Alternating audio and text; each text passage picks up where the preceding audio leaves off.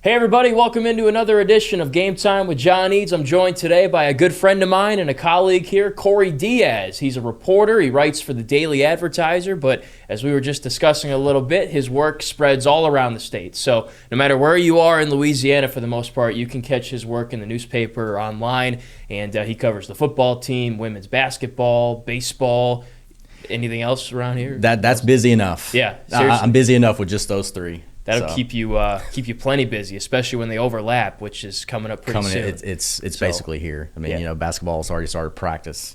Look, and fall ball too, right? With baseball. That's right. We're going to be getting into that in a few weeks too. So, which unfortunately, I'm unable to get out to as much of that as I would like, just because of the normal football grind, and then once you get into women's basketball practice and they start playing games, which their first exhibition is later on next month. So. You have to be a really good time manager. If there's one thing that I've learned in doing this, is my 13th year doing this, is if you don't know how to manage your time, you're going to drown. Yeah, because they just keep stacking up, the practices, the games, and you got to remember to have a personal life too. Yeah, what is do that? Your chores. Yeah, keep people, up with stuff. People right? talk about weekends and vacations. I don't know what those things are. Maybe in the summer we'll take a week off or something. I don't know. Maybe. I don't know. It's hard to even take it that, But after 2.5 weeks in Omaha, it's that kind of was a vacation, sort of. People think it's a vacation, not really, right? No, there's something to do every day.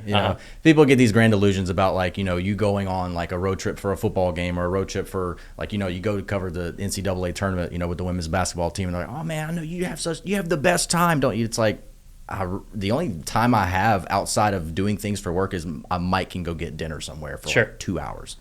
And then I go back to the hotel and I'm doing my work, and then I go to bed, and I got to wake up and I do it all over again. Yeah. I think the vacation part is sitting on the plane or driving in the car on the way there, because then you have no excuse to be doing anything but driving, and whatever. You hope for a flight delay in the airport. Yeah. It's like, people get mad, and I'm like, you know what? I kind of don't mind it. I get some time to just think. Don't get a lot of time to do that. No, you don't. There's not much of it. It's tough to keep up, especially when you got to keep up with the national landscape. Especially if you're like Koki and you're an AP voter. Some people debate if the AP voters actually watch the games. I know Koki does. Some maybe not, but hey, credit to and a hat tip to Koki. He called the Florida State. He did. That's been a big talking point nationally. About his Associated Press vote for the last 3 weeks now. And then the Seminoles go to Charlottesville, Virginia, and lay an egg. The Who's. Yeah, the Who's got them. So I think he's right. It's something that I have agreed with him on is, and look, I guess we probably can sort of get into some LSU discussion here. Let's lump LSU into this, right? All right. Like they're only 5 games into the year. Yes, they're just coming off of a loss at Ole Miss. Is Ole Miss a top 5 team? I don't know. I think it's too early to say still. Yeah. I think we need to get about 3 more weeks into the year. When they start releasing like the college football playoff poll, I honestly think that's a really good barometer of like where teams are, how good they are, what are their weak spots, which teams on like neutral fields would be favored over the other. Still think we're a couple of weeks away from that. And so LSU being top 5 going into last weekend's game, was that a fair assessment of where this team is? Probably not. And now they're ranked 13th, and I think both of the major polls. Yeah. Is that a fair assessment? I don't know. It's because every week it's something, right? Is the starting quarterback hurt or not? Why can't we run the football? What's going on with the offensive line? Is the defense as good as we think it is? Yes. Every week at this point in the year, there's so many questions about any given football team that, I think that's why I agreed with Koki a lot with how he was presenting his AP ballot, was because, Florida State beat Alabama in the opener. That was week 1. Yeah, does that make them the best team in the country? There's still 11 other games to be played. Yeah, and you spend the whole offseason not necessarily preparing for that game, but, emotionally you're invested in it. You can't game plan for 8 months every week. Right. Otherwise we would play 1 game a year, which it doesn't work that way. And it's crazy too. Take a team like Cal, for example. They lost to San Diego State 34-0 2 weeks ago. And then this past week they traveled across the country and beat Boston College and Chestnut Hill.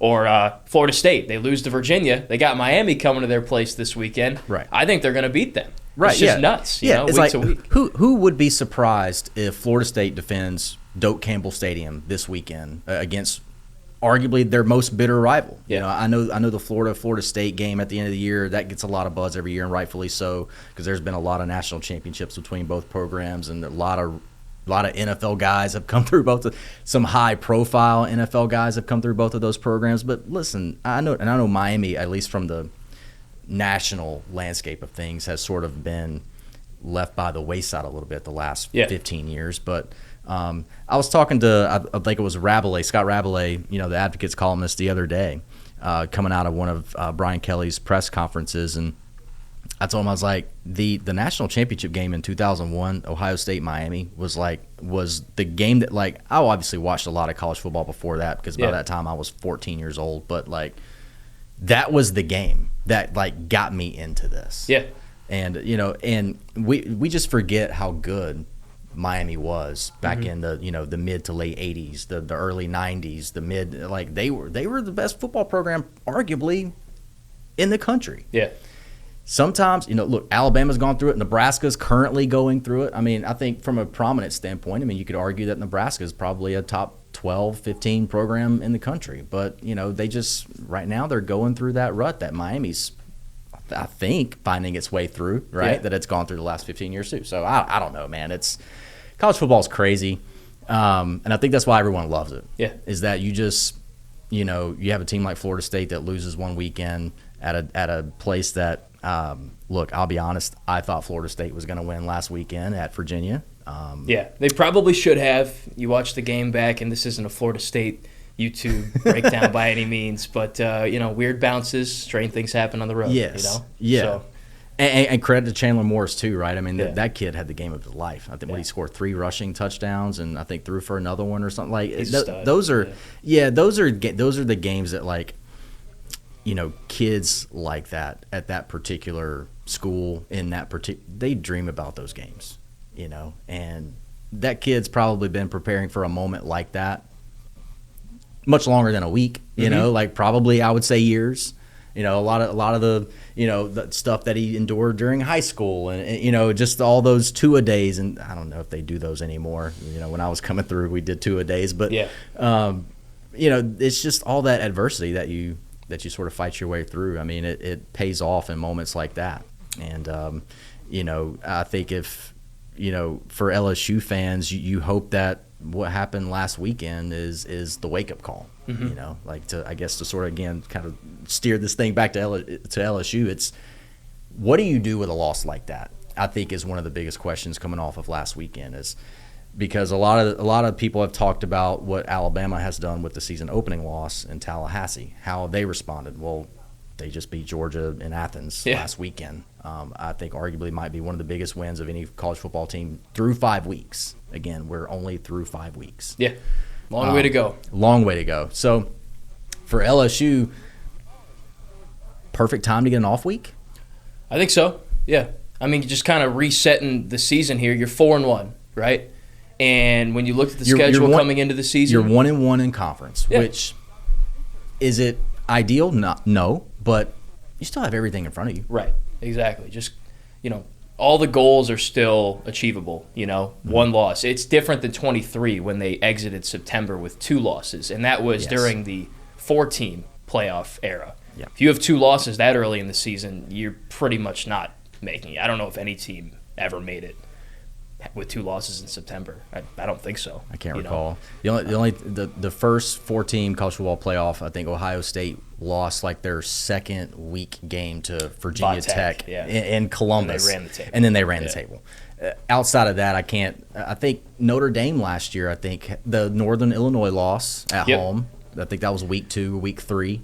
But that was just 1 loss. And again, it's kind of what we're talking about now, right, is they responded the right way after I don't think I'd be shocked if anyone had picked Northern Illinois to beat Notre Dame at home last year. Like that whoever did that would be a sicko, right? But they did it, you know. And it's how you respond, man. It's what do you do with losses? Do you allow it to fuel you to achieve the potential. Because I still think this team has so much potential, Yeah. man. Like there's just so much talent all over the field. Do you allow it to get you to your potential, or do you allow it to basically fold you like a lawn chair? You got to make adjustments. You know, Yeah, you got to reinvent 100%. yourself based on what your team is. You know, and it's just kind of hard to know what LSU is right now, because I thought that the Nussmeier stuff was all quelled after Southeastern. He went out there, he ran around well, he was 25 of 31, he looked like himself. He was. I don't recall the deep ball being a big factor in that game, but in terms of the intermediate passing and the short passing, he was very accurate. Mm-hmm. And it just kind of looked like they finally found their stride. But then they go to Ole Miss, and he's underthrowing balls, he's overthrowing balls, he's not comfortable in the pocket, the offensive line can't pass protect. Just a myriad of issues that we've kind of seen in spurts this season, but have been masked by the defense and by wins. But when you lose, those things get magnified, right? Yeah, they float to the top. You know, that's a good way to look at this, because if you think back to the season opener at Clemson, I can remember sitting in the press box, you know, at Memorial Stadium and thinking to myself, you know, I thought I'd see a little bit more out of this offense. And I get it. Like, Clemson's got two guys on this defensive line that are going to be arguably first-round NFL draft picks this spring, and so it would be hard pressed to think that an offensive line who's got, you know, a Tyree Adams playing one tackle spot and a Weston Davis getting his first career collegiate start, you know, on the road in an environment like that, to think that, you know, those guys are going to be able to handle, you know, Clemson up front and basically do whatever they want on the like that. I think that would have been, you can't think that way. Right. You're just happy to get the win. Bingo. You know? Bingo. Yeah. But at the same time, I think that, you know, especially from like a passing game standpoint, you know, whether it's just like three-step drops and Garrett's getting the ball out of his hands quickly, from what you have from a talent perspective at the wide receiver spot, whether it's on the outside of the numbers or even in the slot positions, I would argue that LSU has some of the best collection of wide receiver talent anywhere this year. We're just not we're not seeing it, or it's just. I think we see it in spurts. It's just, I think this team is struggling with consistency, especially offensively. But I do think there's times where the defense struggles with consistency as well. And I think Ole Miss exposed a little bit of that last weekend. But but I think that's sort of in a flash in the pan, because what Lane Kiffin does offensively, like, LSU's not going to see that again. Yeah, you know, that's a one-time deal. You know, I think what they'll see the remainder of the year is going to be a lot more similar in their last 7 games versus just that one game. So, but the offensive issues are uniform across the board. It doesn't matter who they're playing. I mean, Louisiana Tech sort of had the offense bottled up. I mean, Southeastern Louisiana was giving Garrett Nussmeier all sorts of fits most of that game. I mean, he was running for his life at times. Sometimes, against South, and no disrespect to Scalfo and his team, they do a great job. But man, you think that your 4 and 5 star offensive linemen going up against guys who, you know, maybe some are P4 bounce backs. I didn't look that deep into their roster, but 2-3 star guys coming out of high school, you'd think a 4 and 5 star would win that matchup, but it's not how it looked at times. I mean, it's been every team. There hasn't really been a game where the offensive line is dominated and mauled, I would say. No. Because even against Southeastern, they didn't really run the ball with all that much potency. You know, Juwan Johnson had a nice couple bursts where he would break a few tackles, but there were no explosive runs as far as I know. None over 20 yards that I can recall. Harlem had one right at the end of the game. Did he against Southeastern? Yeah, I think he had like a 22-yard run. But that was the only one that was above, if I remember correctly, it was like above like 8 yards. Yeah. You know, you have one explosive run against an FCS opponent. Yeah. And they haven't had many against anybody else. Like, Caden Durham had one against Clemson early in the game. They had one late against Florida. But I'm not looking for explosives. I would rather a team be able to pick up 5 and 6 at will than 2 and then out of nowhere in essentially garbage time 60 or 70. You know what I mean? You want consistency, to your point, more so than sporadicness, if that's a word. I don't know. But right now they're not even getting that. It's just nothing. Yeah.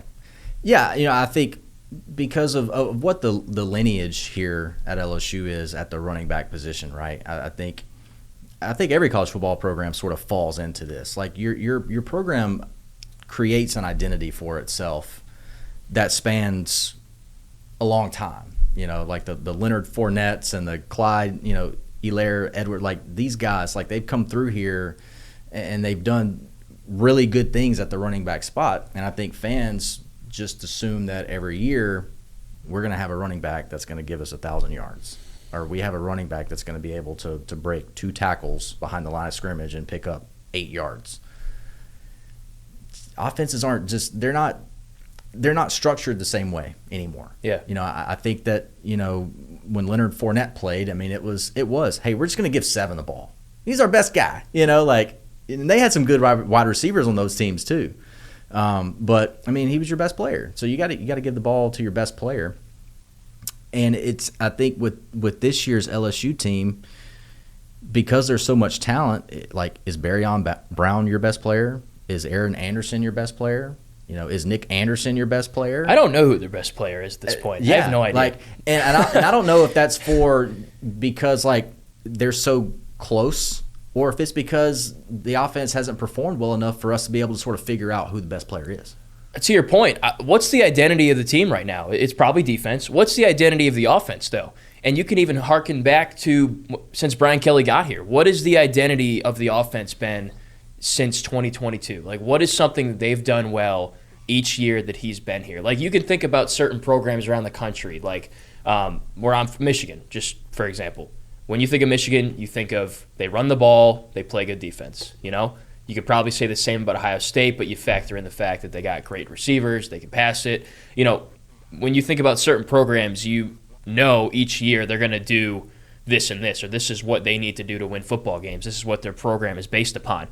Brian Kelly, 2022, they had a mixture of somewhat explosive offense, decent defense that year. Special teams weren't great. 23, amazing offense, bad defense. Last year, kind of decent on both sides of the ball, I guess. And then this year, great defense, not so good offense. So what's the consistent trend there? There's really not one. The consistent trend was he had Jaden Daniels for 2 years. And since then, I don't know. I don't understand kind of what they're going for, especially on offense. Are you a running team? Are you a passing team? Right now, they're neither. If you pride yourself on being a defensive team, like Iowa, for example, then you'll run the football. You'll play power. You'll play good special teams, field position, run the clock, play time of possession. They don't do that, though. So I just don't really know what the product is at this point. And they brought in coaches to kind of help with that. Alex Atkins, the new run game coordinator. What are they doing? What has he done? What are we coordinating? I think it's gotten worse. Yeah. No disrespect to anybody, but I just don't know what these guys are getting paid to do if there's no results on the field. You have a run game coordinator and you can't run the ball. I don't know. Yeah, and last year, you had Josh Williams, you had John Emery, you had Caden Durham. Like you had all these running backs, and I know John got hurt, coming out of the USC game, and and you basically relied on Josh Williams the rest of the year, which he was good, and he's on the NFL roster now, and but I think from a coaching perspective, you lean back in your chair and you look at the personnel board and you go, well, we've got a former walk-on at running back. We've got a guy at quarterback who's getting his first extensive start time. We got some good wide receivers. Maybe we should be, and I do subscribe to the idea of your team and its identity takes the form of its personnel. But to your point, John, who's your best player? How consistently do you need to get that player the ball? There is only one football, so again, with the wide receiver core being, I think, so talented and deep in terms of that, you're going to have some disgruntled guys probably if you don't, look their way and give them 3, 4, 5, 6 targets a game. Yeah. But you're now at a point, especially coming off of a loss on the road in a conference game, you're going to have to find guys who are going to want to buy in. And if listen, if it's Barryon Brown, like if we have to target Barryon Brown 12 times a game, like the rest of you guys are just gonna have to be okay with it, because we have to win now. We can't mess around and lose any more games. I think there's probably a little bit of margin for error for LSU in terms of the college football playoff field. And but this team wants to win a conference championship, and I think that still should be its goal because it's talented enough to do so. I don't think shouldn't be settling for, oh man, I hope we get the 11 or the 12 seed in the playoff. I don't think that team, it wouldn't service this team enough to now adjust its goal, after losing one game on the road against potentially a top 5 team. That I think if you polled a lot of the national pundits, college football pundits, they would probably say, Ole Miss is probably one of with the Ohio States, of the world right now in terms of and Oregon, in terms of their percentage chance of making the playoff, probably third highest percentage to make it at this point. But I haven't looked at Ole Miss's schedule. Don't know who else is on it for them. I'm sure they got some tough games coming up. No doubt. I mean, it's SEC. Conference play starting, and everybody's confident. The worst team in the SEC this year is Kentucky. Yeah, and even they're not, terrible. They'll give you a good half. They pushed Ole Miss at home 2 weeks ago, or 3 weeks ago now. And Arkansas did the same in Fayetteville. And then Arkansas the next week turns around and, look, I've never been to the Liberty Bowl, but I've heard it's a hard place to play. So they should have won that game. They got a little unlucky. They gave it away. But it's what this team's identity is. My question would be is if this team's identity is leaning into the defense, how comfortable are we in that getting it to the playoff? I mean, they can, but they need to play into that. You can't have this identity crisis. If you want to be a defensive team, you got to play complementary the way you did against Florida.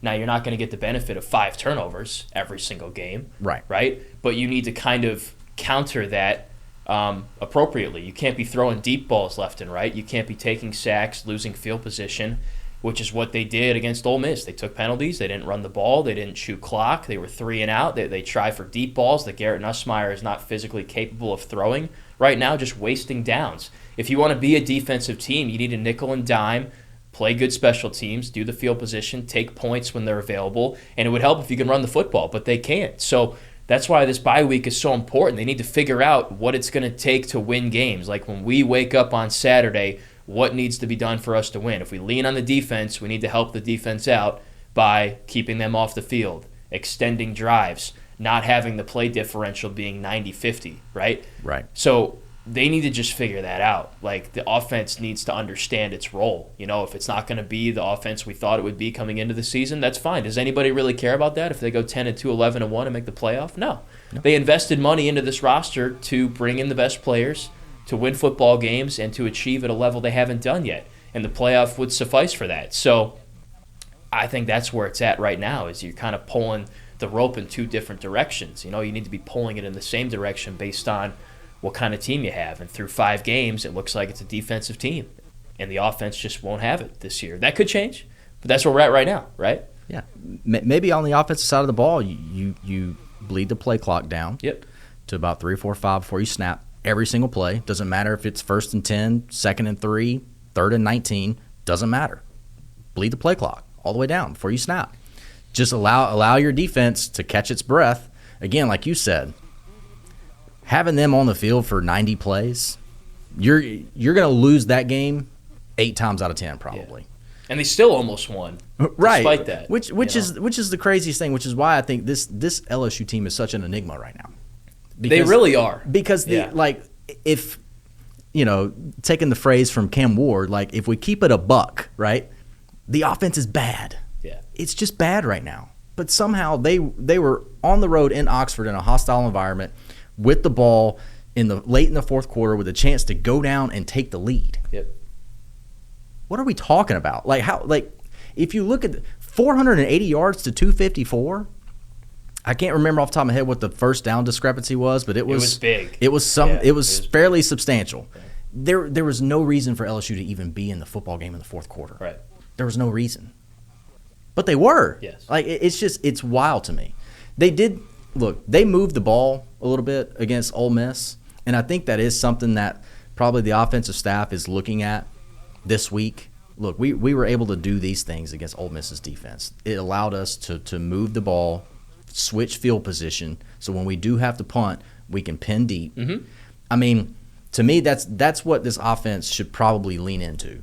And I'm going to agree with you, John. Like, let's play time of possession, play field position, and when you do get those touchdown drives, like, those are the ones that can break another team's will, because then their defense has been on the field for 6, 7, 8 minutes at a time. Yeah. And then you're ending with 6 points plus the PAT. It's 7. They look up, it's 14-10 or whatever it is, and they got 2 minutes to go in the game. You know, like, you're basically flipping the pressure points from your offense to their offense, because it's all about, to me, it's just been the execution level offensively. Like, it just hasn't been there. Yeah. So and maybe it's because they have felt those pressure points more than the opposing team has. And so if you flip those pressure points to the opponent, now you force them to have to execute. Yeah. Against your defense that's been basically leading the team through the first 5 game month plus of the year. Mm-hmm. And that defense made a few mistakes this past game, some costly penalties, personal fouls. The DJ Pickett pick 6 taken back because of a pass interference that he probably didn't need to commit. And credit to Ole Miss, they also moved the ball on 3rd and long a couple different times. They hit some shot plays over the middle, and we hadn't really seen teams do that. So I mean, it's a good offensive team. Lane Kiffin, kind of like Kevin McCarthy, right? The Vikings head coach, if I'm not mistaken, or Kevin O'Connell. Kevin O'Connell, yeah. There's just certain coaches that can get the best out of whoever they got running their system, Right. And Lane Kiffin's one of those guys. But we can point out some of the,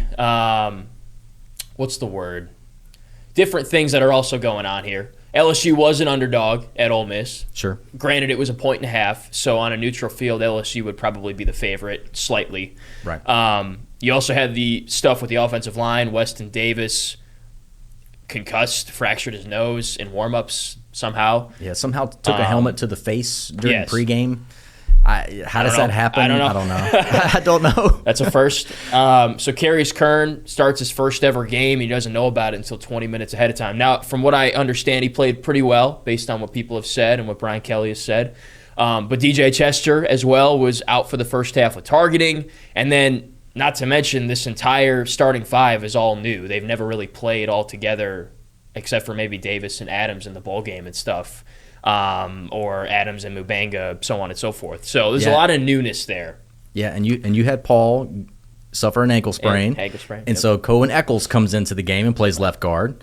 So, yeah, actually, I wrote a little bit of something earlier today. Like, in the last 3 games, I always like to look at it as, what I call meaningful snaps. Like, it would be misleading, if I were saying 8 different offensive linemen have played for LSU in the last 3 weeks, but like they played, Nicholls State and won that game 70-12, and McNeese State and beat them 63-0. Like that would be misleading to say but all these games outside of the Southeastern game have been competitive, including Louisiana, and they've played 8 different offensive linemen in the last 3 games. Yeah, that's unusual for a team that is usually in the top 25, right? Normally, who your guys are. Well, they didn't, Yeah, and look, coming into the year, right, to me, I thought it was telling that we were a week out from LSU Clemson, and Brian Kelly's behind the lectern saying that, we're going to give guys looks, on the offensive line. Because, at that point in the year, because you go through 2 weeks of fall camp, and then you get into game prep, 99 times out of 100, coaching staffs know who their 5 are along the offensive line. They still didn't know a week from the game. It was obvious, too, because we would go to practice and we would see them struggle, and they're mixing guys in and out, and guys are jumping off and they're having to do laps, and it just didn't look right, and it's kind of spilled over into the season. Yeah, and it's, I guess more than any other sport and in any other unit in any other sport, gelling and chemistry matters. It's huge. Did that hinder this group's, whichever 5 it could have potentially ended up being? Did it hurt the group's ability to form that chemistry with each other by, a Cohen Eccles and a Paul Mabenga and a DJ Chester rotating in at left, and then Carius Kern and Weston Davis rotating in at right tackle. And because Tyree Adams has been constant at left tackle, Braylon Moore has been your constant at center, and that's your best offensive lineman, which again is, if you normally look at the structure of a football team, when you look at the offensive line, normally your best offensive lineman is your left tackle. Right. Because they have the biggest responsibility of protecting the quarterback's blind side. Yep. So it's interesting that LSU's best offensive lineman is at center. Does that matter at all? Probably not. But to me, it's always been kind of an interesting thing when I look at this team, is that you got your best offensive lineman at center, and you've got two really young guys playing out in space on the ends of the offensive line. And if we know anything about SEC football, those are the guys that are going to be seeing the manwich eaters. You know what I mean? Like those are the guys. The defensive ends and the edge rushers are the guys in this league that wreak havoc. Yeah. And you're coming into the year knowing that you're just going to be young at both of those spots. And maybe inside the building they thought to themselves, look, we're young out there. We want to make sure that we're doing everything that we can to make them feel as comfortable as possible. So maybe that means, maybe we do throw the ball 35 times a game, but it's some quick throws, and it's basically getting the ball to Aaron Anderson and let him do his thing, or a Kyle Parker, or again like a Nick Anderson, somebody like that. Like maybe that's what they felt like, the offensive line would allow them to do. I just don't know if we've seen it. They've done that well, too. Like, I can think of many times this season where they've picked up 10 to 20-yard gains through the air, over the middle of the field, where Garrett takes the snap, makes a quick couple reads, and gets it out, and they did that well last year, too. But they're definitely missing that verticality. I mean, Brian Kelly mentioned that specifically after the Ole Miss game. Outside of the numbers and in between the sidelines, there's, like, nothing right now. It's either underthrows or guys just aren't, making 50-50 catches, that they maybe expect them to make, or at least compete a little bit better for. And when you don't have that, you're pretty limited. Defenses can rush 3 and drop 8 and feel good about it. They can come after you, and play underneath because they know you won't hit them over the top. You just, as an offense, you want to be able to do everything. And right now, the only thing this team really can do is hand it off to its receivers and complete a couple passes over the middle of the field. That's basically it. You're not hitting any deep shots. You're not running the football. You can run those gimmicky little screens and stuff, but that's about it right now. That's all they got, And when you play some good defensive teams, they could scheme against that. Ole Miss isn't even a great defensive team, and they shut you down, right? I mean, their run defense is one of the worst in the country coming into this game, and LSU, I don't even know, crossed over 60 yards. No, they ran total. They ran for 57 yards. There you go. Net yards offensively was 57 rushing. And it could be a couple different things. Like I listened to Off the Bench, I think, right? Jacob Hester and Matt Flynn. Yeah. And they're discussing how perhaps they're calling a lot of RPOs and they're not committing to handing the ball off. Garrett's checking out of it. And it's something I wish someone would have asked yesterday at the press conference. Unfortunately, it was kind of a lightly attended press conference from what I could gather. But perhaps later in the future, is Garrett checking out of these plays? Is he given the free rein to do that? Because you talk about committing to the run, and what that means is, and they discussed this on their show, is when you call a run the ball, and even if you don't get any yards, stick with it, You can't just go away from it because defenses will go with that and call their coverages based upon what you're doing. And if you're not even threatening to run the football, they're not going to respect that, And then you can't really pass the ball when there's 8 guys dropping into coverage. There's only so much green grass. Yeah. And that's why, the vertical game, right? If you had that threat, even if teams drop back 6 or drop back 8, they would at least have to play back enough up the field to where there could be some holes in the zones. But defenses against LSU's offense right now don't even respect its ability to do that. Yeah. So and why would you? Because Garrett can't even get the ball there. You know? So it can play like its safeties can probably have its heels 25 yards from the line of scrimmage and just park them there. Yep. Because that's essentially what they're doing. Because you can't go over the top, and they're obviously not going to get those safeties when they're that far from. They're not going to get beat, over top. unless you've got a guy like a Chris Hilton or a Xavier Thomas or somebody that can run by them. But they have. Yeah. They have run past them, but you got to get the ball there. Yeah, right? You got to have the quarterback that can throw it down there. And Which right Garrett now, is and has been, but he's just not right now for some reason. Yeah. Supposedly Garrett Nussmeier is healthy. Yeah, that's a whole thing that has just gone on, and I don't know. I have no idea at this point. He's not throwing a 40-yard deep ball to Chris Hilton that he did with ease in Houston in the Texas Bowl. Right. When LSU's offense was unstoppable, and I thought that was a sign of what we'd see this year because it's a lot of the same personnel that was on the field that day. Yeah. The offensive line, if outside not better. Outside of a couple of transfers, Josh Thompson and Braylon Moore up front. I mean, Paul, Tyree, Weston, like those guys played in the bowl game. Yeah. Like people forget that. I think Cohen did too. Yeah, and Cohen Eccles too.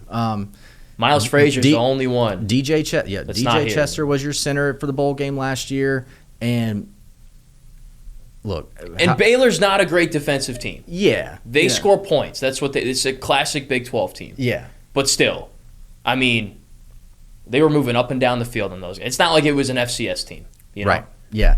It just hadn't looked like that. That's what I was gonna say. Like that Baylor defense was not, wasn't like a 2012 Alabama defense, but like. The offensive line, I thought, were like meat grinders. They exerted their will and their physicality, against a team that they probably felt good about the matchup going in and was like, this is what we're going to do. Yeah.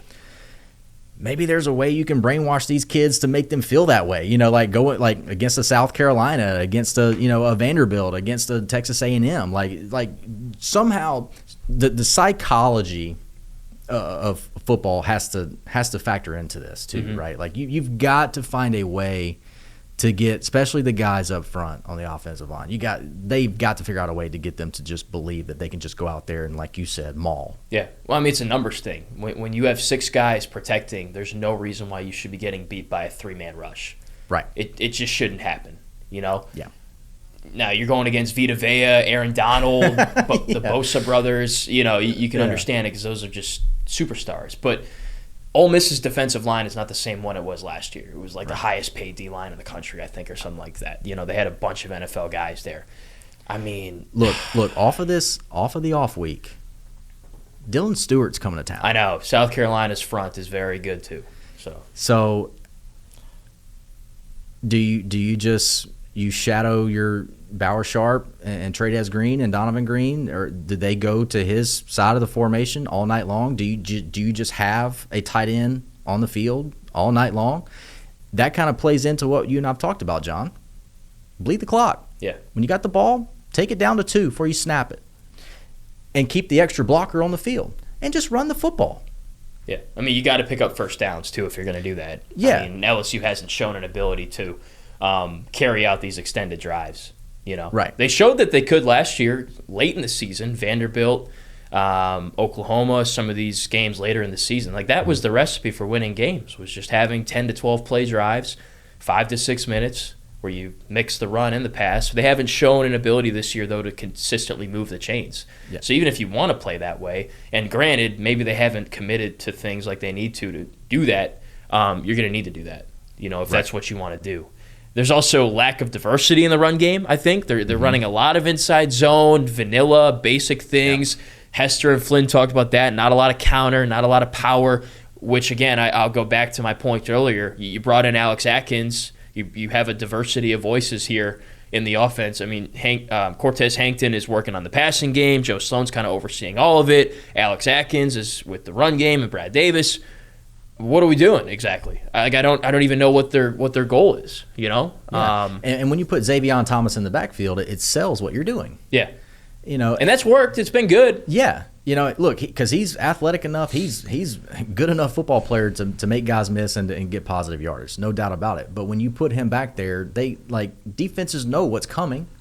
Like that's the whole idea of football, right? Is that you have to keep the other side on its heels. You have to keep them guessing as to what you're doing. Yeah. But when Xavier Thomas is in the backfield, I know what you're doing. And I'm sitting up there underneath the top section of the stadium, and I know what you're doing. Or like when Jawan Johnson motions from wide receiver to the backfield. good chance he's getting the handoff. Right. And, it's it's predictable. Yeah, right, exactly. It's about, because that's what the scouting reports look like. It's trends.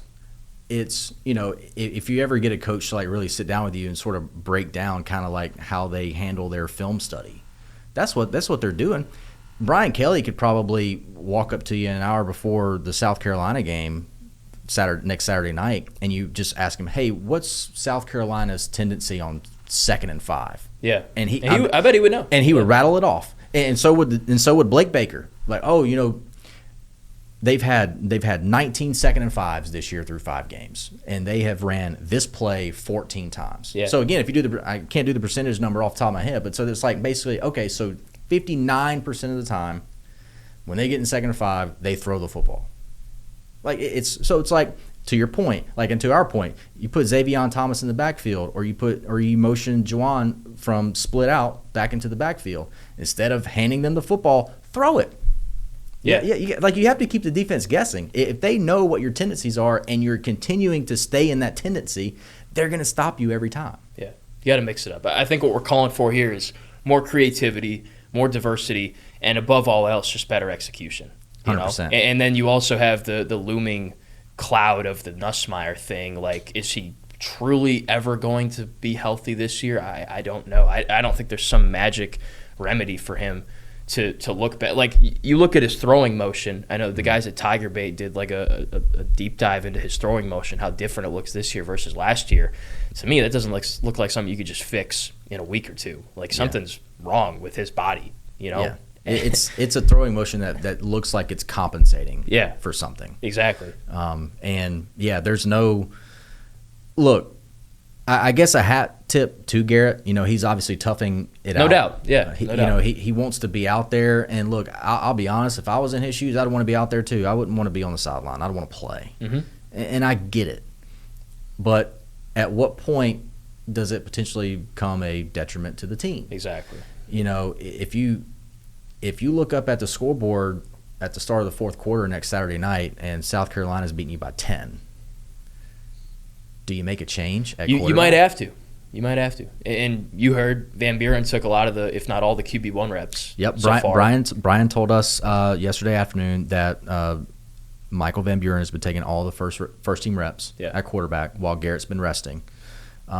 Which another thing that Brian Kelly said on the coaches teleconference yesterday morning that I found interesting, but also kind of dumbfounded me a little bit, was him saying that we're going to get Garrett on the virtual reality thing to allow him to, read coverages and see the blitzes. And it's like, have we been doing that? Why hasn't he been doing that? Yeah. If this is, I'm hoping this is not the first time that we've been getting Garrett Nussmeier on the VR. Right, because that's what Jaden did. Right, I was going to say, it was before my time on the beat, but from what I understand about Jaden Daniels being here is that dude used the VR a lot. Yeah.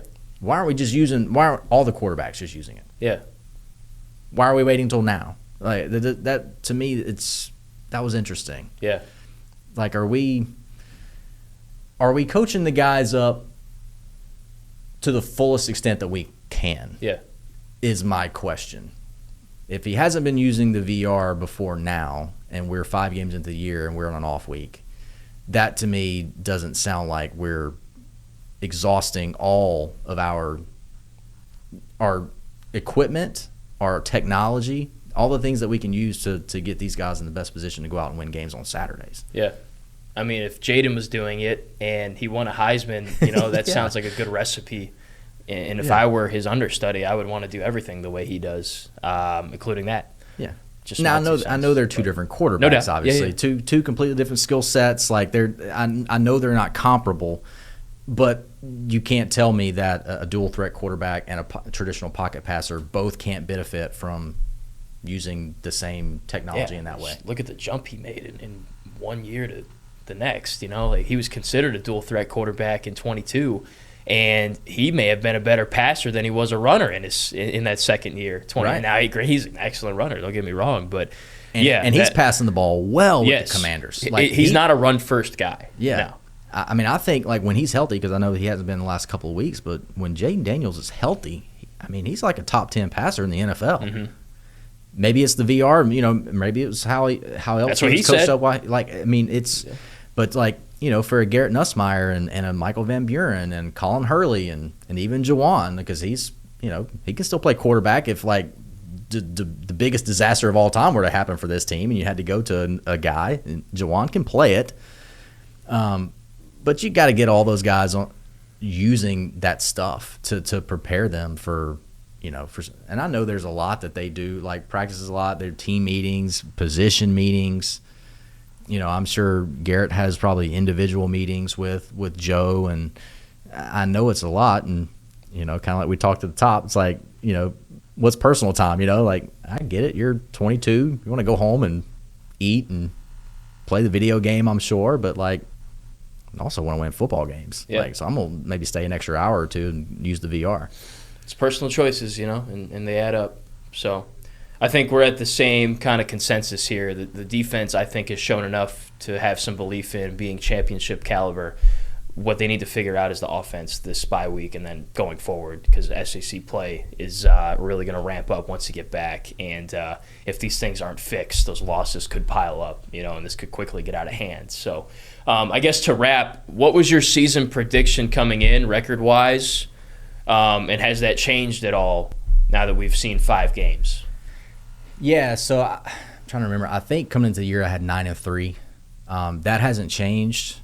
Now it was interesting because I thought, I don't know, I don't know if I would say I was a believer in Billy Napier before the year, but I thought Florida could have been in a good spot, had they had not lost to South Florida before coming to Baton Rouge, but. I thought Florida could have been a gettable game for LSU in terms of them, but I thought they'd go on the road and win in Oxford. To me, I thought coming into the year, going to Tuscaloosa was tough, and it now looks way tougher. Yeah.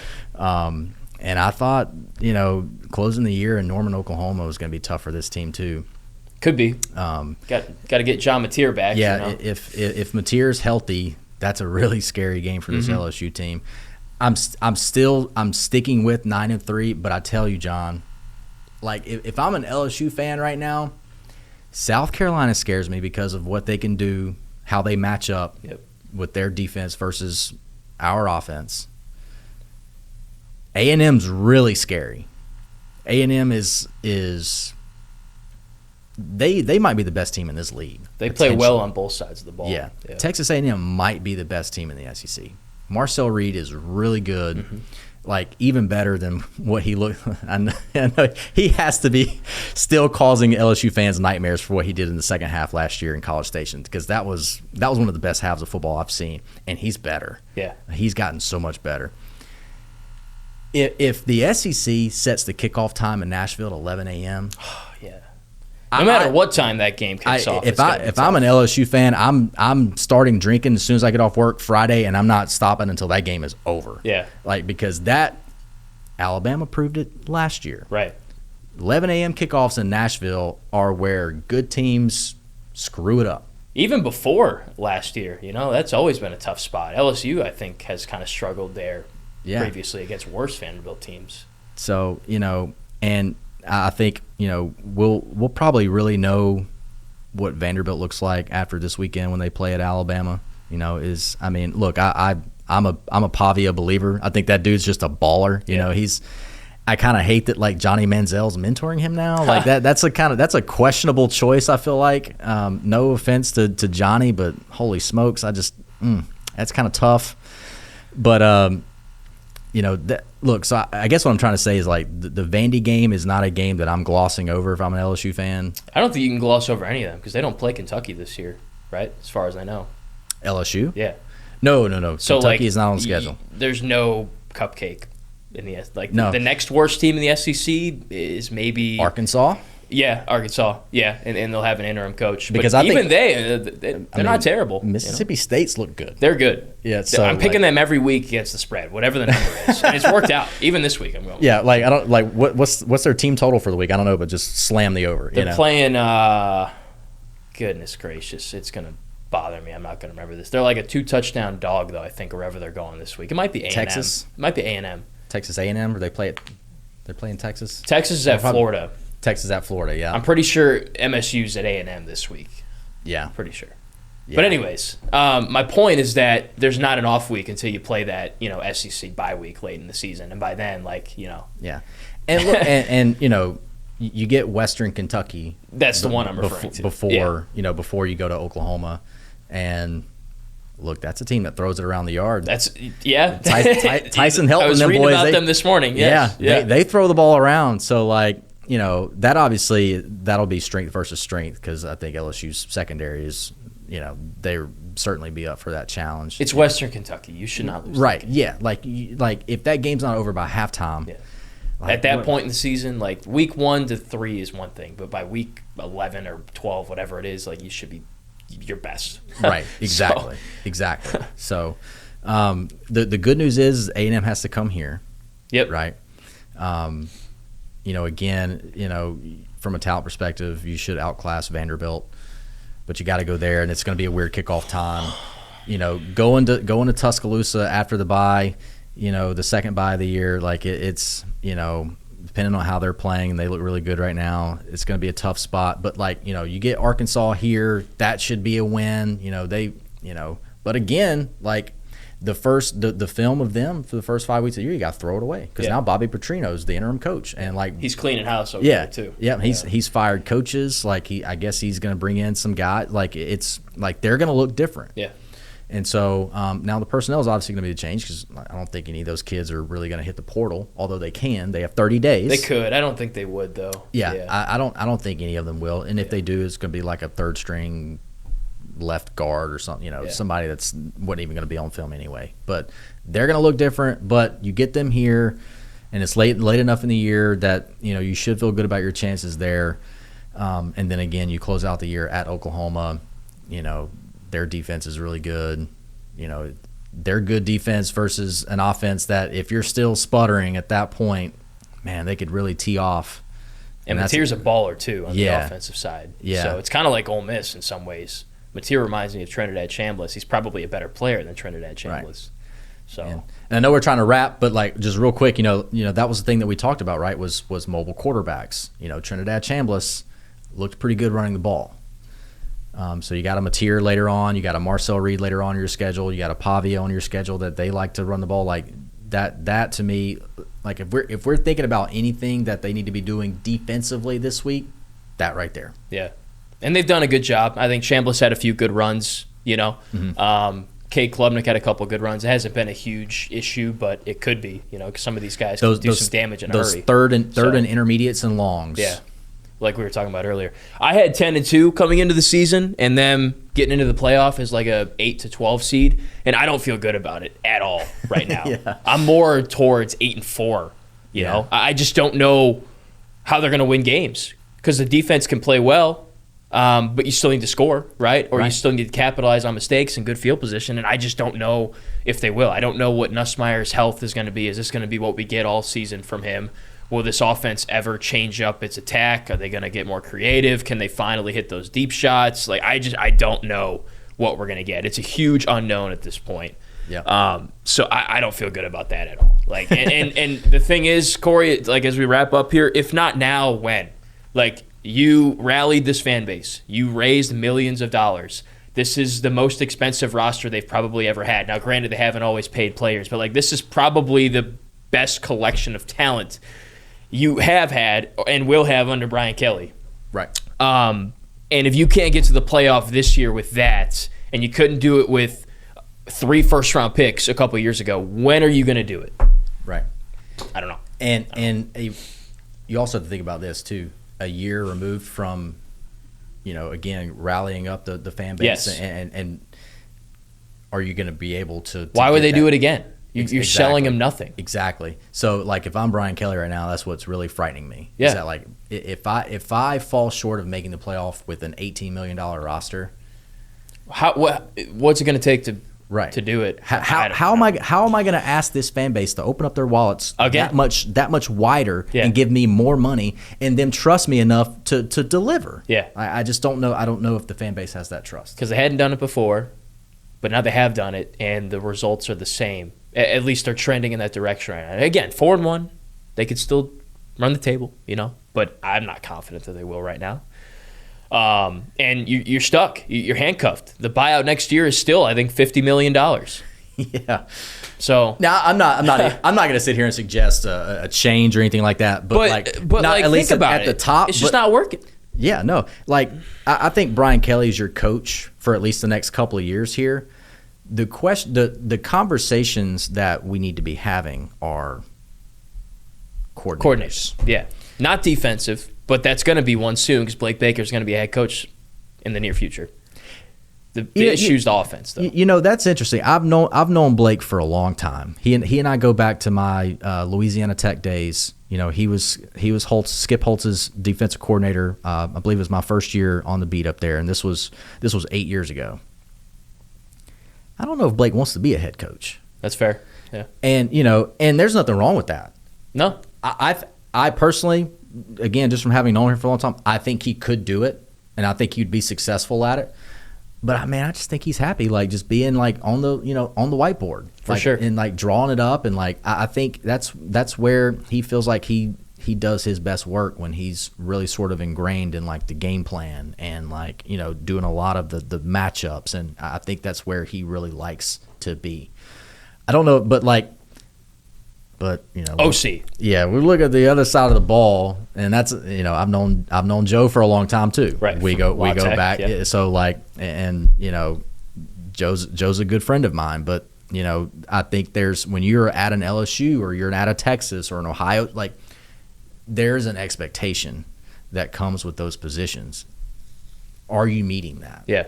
I mean, I know Joe too, and he's a great guy. I always love chatting with him, running into him. But there's been a clear drop-off since Denbrock left. Yeah. It just hasn't been what it should be based on the personnel you have. Right. I don't think that's unfair to say. Yeah. And now, again, there's still time to change that. There's plenty of games left, but it's got to happen. Yeah. It's not just going to magically happen. Has to happen now. So, yeah. That's why I said the biggest weeks of the season are not Texas A&M week and Bama week, like you might think. I think it's actually this week. Like, they need to be putting in the work and redefining this football team and changing things, because what they have right now is not a playoff product. It's not a championship product. I think they have the pieces and the ingredients to be one, but they need to find that recipe now. Yeah. That they have this bye week in the middle of the season. Right. So, like we said, great. There might not be a better time for this off week. Yeah. You're coming off of a loss, and I'm sure a lot of the guys in that locker room have looked each other in the eye. And there's probably, I would guess, there's been some conversations between players that have been had. For sure. And maybe those are conversations that possibly could have prevented what happened last Saturday. But hey, if we respond the right way, we still have everything in front of us. We can still accomplish everything we want to do. We can contend for the SEC championship. We can get into the college football playoff, which means we are contending for a national championship. Which, when you are LSU, you're LSU football, you should be contending for national championships every single season. Yeah. Every team has flaws in college football. Some haven't displayed them yet. Some may never, Right. But every team has them. LSU has kind of shown what it is, and now it's on this coaching staff that gets paid millions of dollars to find solutions for that. And so we'll get a good indication into and as to if they have found those solutions and can implement them and execute them coming up here against South Carolina next week at the time of this recording. So we could probably go on for a while longer, but I think we've beaten the points down pretty well for now. And that horse has been dead, brother. It's been dead. Just needed an avenue to go in and actually talk about it. So that's where we're at here. LSU's 4-1. Season's not over. All the goals are still achievable and attainable, but something needs to change for them to get to that point, and we'll find out if they do against the Gamecocks. And Cory, it was good having you in. Yeah, man. Appreciate your time. You having me. We'll have to do this again, and maybe we're talking about different stuff, later down the line, a couple months from now. A different LSU team that's maybe in the playoff, or perhaps a team that ended up going 8-4 and 7-5, and we have to have a tougher discussion. So, but thanks again, seriously. Yeah, man. We'll Absolutely. do this Anytime. again. Yeah. Check him out. As I said, covers football, women's basketball, which is coming up soon, and baseball as well. We spend a lot of hours together at the box and whatnot. Your socials, go ahead and plug those. Sure. Yeah, you can catch me over on, I still call it Twitter. Forgive me. I do too. Yeah, but it's by Cory Diaz, CoryDiaz. You can catch all my stuff over at theadvertiser.com. I'm not going to list all the other Gannett, Louisiana properties. You probably know what they are anyway. But yeah, over at Facebook as well. So you can get the Daily Advertiser anywhere online. So there you go. Right? Yeah, you don't have to subscribe on or whatever on the internet. Yeah. You just type it in and hit go, and it brings it up. So, but yeah, man, appreciate you having me on. It's been good. Absolutely, keep up the great work. It's good chatting with you. Thanks to Wade too behind the camera for us, helping out for his time always. And thank you for watching. Appreciate it. Enjoy the rest of the LSU football season, and we'll catch you next time on Game Time with John Eads.